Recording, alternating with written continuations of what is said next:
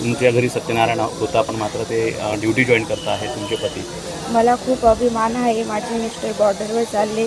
आज आमचं सत्यनारायणची पूजा होती, तरी मी त्यांना सपोर्ट करते. जावं असं. देशाचं संरक्षण महत्त्वाचं वाटतंय तुम्हाला? हो, देशासाठी जावं असं. काय सांगणार आहे तुम्ही? काहीच ठीक आहे.